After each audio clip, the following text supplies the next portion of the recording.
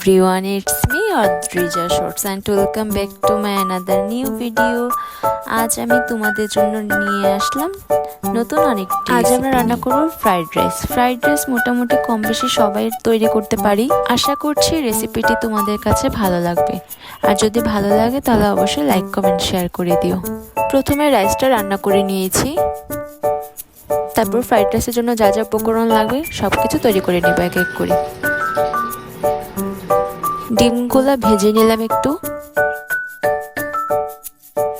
তারপর কড়াইতে তেল দিয়ে সামান্য পরিমাণ একটু রসুন বাটা দিয়ে দিলাম। তোমরা চাইলে রসুন কুচি ইউজ করতে পারো, আমার কাছে যেহেতু রসুন বাটা ছিল সেজন্য বাটা দিয়ে দিয়েছি।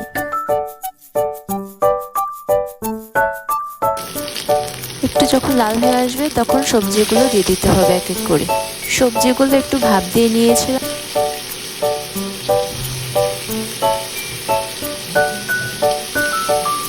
দেওয়া সবজিগুলো দিয়ে একটু নেড়ে তার মধ্যে ভেজে রাখা চিকেন এবং ভেজে রাখা ডিমগুলো দিয়ে দিতে হবে এক এক করে।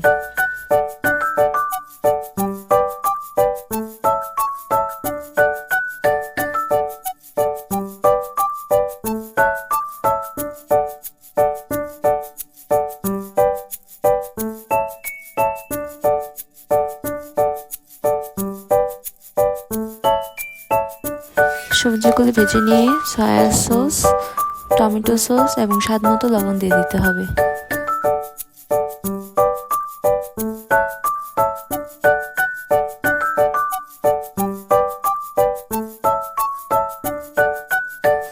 সবগুলো একসাথে মিক্স করে রাইসটা দিয়ে দিতে হবে। রাইসটা দিয়ে ভালো করে নেড়ে দিতে হবে।